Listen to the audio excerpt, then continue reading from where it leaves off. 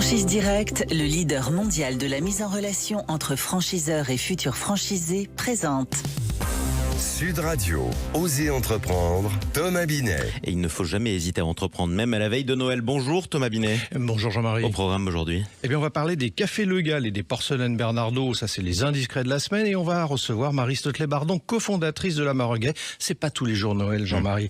Concept de pâtisserie centré sur la meringue et la pavlova. On va parler du fait de travailler en famille, joie ou peine.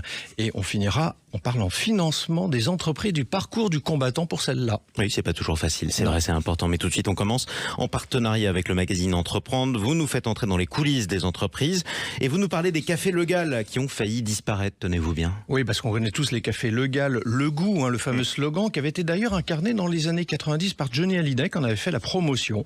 Eh bien, ça a failli effectivement disparaître alors que ça avait été créé quand même il y a plus de 170 ans au Havre. C'était une propriété de Michel Ohaillon qui avait Camailleux, la grande récré Go-Sport, et qui a déposé son bilan.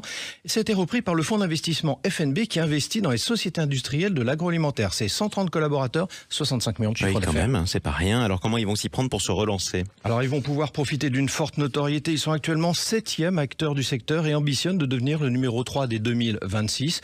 Augmentation de la fabrication de produits en marque de distributeur, utilisation des nombreuses sous-marques de Le Gall, investir dans le café en grains, c'est quand même 12% du marché en volume, et développement de marques haut de gamme avec notamment Café des Chefs et Grand Arabica. Écoutez, on leur souhaite bonne chance en tout cas.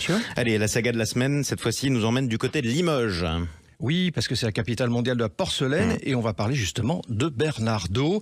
C'est une belle entreprise à la française, comme on les aime, un peu d'histoire. Alors cette société a été créée en 1900 à Limoges par Léonard Bernardaud et est aujourd'hui dans la famille depuis 4 générations.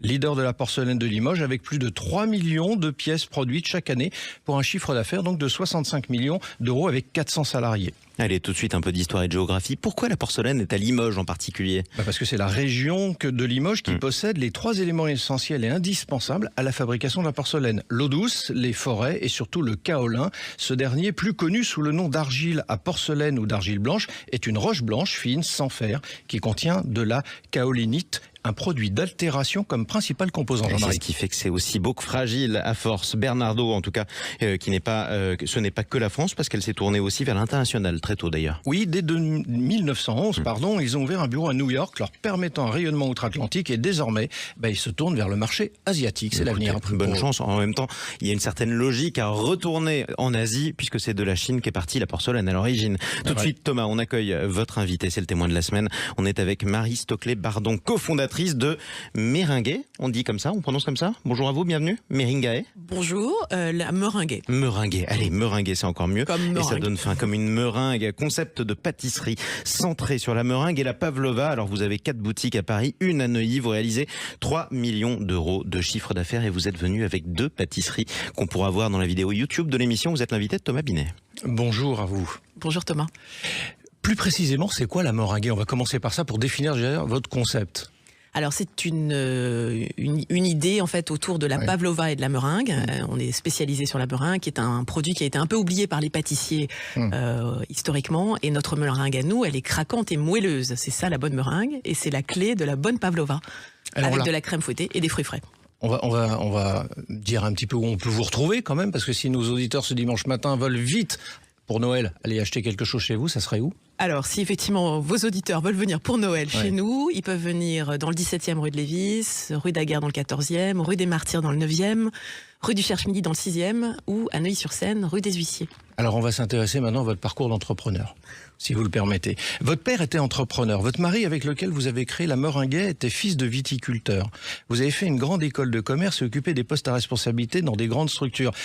Concrètement, rien ne vous prédestinait à créer votre entreprise, du coup? Alors, un petit peu si, parce que j'avais bu l'entrepreneuriat dans le biberon comme mon mari. Donc, en fait, ce sont des envies qu'on avait déjà eues. Effectivement, via mes études, on aurait pu dire que j'aurais fait une carrière dans un grand groupe. Plutôt, oui. Mais voilà, après, je pense que l'envie de le faire, l'envie d'entreprendre et de... à la fois la passion, la création à partir d'une page blanche, c'est vraiment quelque chose qui nous a animés, mon mari et moi. Donc voilà, et puis les planètes se sont alignées il y a quelques années maintenant. 48%, Marie Stoclet-Bardon, des petites et moyennes entreprises et des entreprises intermédiaires sont des entreprises familiales, il faut le rappeler. Plus que le produit, c'est cette aventure en famille qui vous aurait motivé? Alors, mon mari ne devra pas nous écouter, mais je ne crois pas.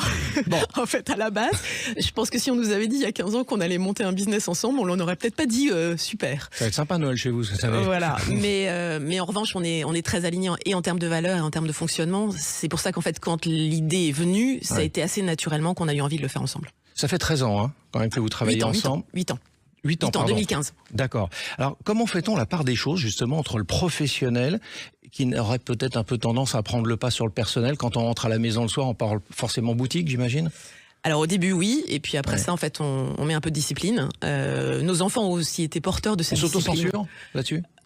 On finit par se dire que de toute manière il faut qu'on arrête d'en parler et qu'on parle d'autre chose. Et comme on a pas mal d'intérêts et de passions communes avec mon mari en dehors de la meringuée, bon, ça s'est fait relativement naturellement avec l'aide de notre dernier fils qui nous disait arrêtez de parler de la meringuée, j'en ai marre. Alors justement, on va parler de vos garçons. Vous en avez 3, 19, 22, 24 ans, que vous impliquez dans l'entreprise. Alors est-ce que vous cherchez à transmettre des valeurs entrepreneuriales ou surtout les préparer à prendre la suite? Alors c'est plus des valeurs entrepreneuriales. Ils participent à l'aventure, c'est un peu notre 4e bébé en fait, à la meringuée. Leur transmettre, ça arrivera peut-être. Je veux pas leur mettre la pression sur le sujet. Je veux pas qu'ils se disent il faut qu'il y en ait un de nous 3 qui reprennent. Si c'est le cas, ce sera super. Si c'est pas le cas, eh ben on passera la main à quelqu'un d'autre. Vous croyez aux gènes de l'entrepreneur? Alors, je pense pas que ce sont des gènes. Je pense que c'est plutôt une question d'éducation, parce que finalement, j'ai 2 de mes fils qui me parlent de monter une boîte. Si c'est pas la reprise de la meringuée, parce qu'en fait ils ont vécu avec ça. Donc je pense que quand on grandit avec ça, on en voit les bons côtés et les mauvais côtés, et puis ensuite on prend sa décision par rapport à ça. Mais c'est concret. Il y a eu beaucoup de nuits blanches. Oui, ça arrive. Enfin, ou des insomnies, oui, quand on a des problèmes de trésorerie, et ça c'est quand même la clé de l'entrepreneuriat. Quand on a quand arrive Noël et qu'il y a un petit peu de stress à Noël, c'est sûr qu'à 5h du matin, on est réveillé et on se dit bon, allez, on y va. Oui, parce que c'est la période forte pour vous, quand même, votre activité. C'est la plus Bien grosse évidemment. période. Tout le monde, en fait, nous on est pâtissiers, donc on travaille quand les gens mangent des gâteaux. Et ils mangent des gâteaux le vendredi, le samedi, le dimanche, à Noël, le 31 décembre, à Pâques. Voilà, donc tous les marronniers, on va dire, de nos fêtes sont le moment où nous, on est là. Quelle est la plus grande difficulté à laquelle vous avez été confronté depuis ce début d'aventure entrepreneuriale? La plus grande difficulté, je pense que c'est de continuer, enfin d'être tous les jours à la fois dans la vision, le positivisme et l'optimisme, tout en étant très concrètement les pieds dans la boue, parce que en fait tous les matins on va aller aider nos équipes, emballer des produits. Alors sans mauvais jeu de mots, il faut être au four au moulin en permanence, c'est ça? Exactement. Et c'est ça la difficulté, vous trouvez? C'est un challenge. C'est le challenge quotidien. C'est d'arriver à conserver la tête au-dessus du nuage pour se dire où est-ce que je vais. Quel est le conseil que vous pourriez donner à des gens qui nous écoutent ce dimanche matin et pour qu'ils réussissent à travailler en famille, justement, voire en couple, dans votre cas au début d'ailleurs? Alors, faut se poser la question de ses valeurs. Bon, si c'est en couple ou en famille, j'ai envie de dire, normalement, on doit partager les mêmes valeurs. Et je pense que l'une des clés, c'est qu'avec mon mari, on partage la vision du risque. Je pense que dans l'entrepreneuriat, c'est une gestion du risque qui est particulière. Qu'est-ce que vous entendez par la gestion du risque, justement? En fait, on prend des risques perpétuellement. Oui. On doit prendre des décisions rapidement. Je pense qu'en plus, quand on est une petite entreprise familiale, il faut être vif et agile. Et donc, dans cette prise de décision, je pense que c'est mieux d'être aligné. Alors peut-être pas complètement aligné, histoire de se challenger, mais quand même pas mal aligné. Merci à vous. Merci Thomas. Merci à vous d'être intervenu sur Sud Radio. C'est un joyeux Noël aussi, avec un petit peu d'avance quand même, c'est dans quelques heures. Je rappelle, Marie Stoclet-Bardon, que vous êtes la cofondatrice de La Meringuée.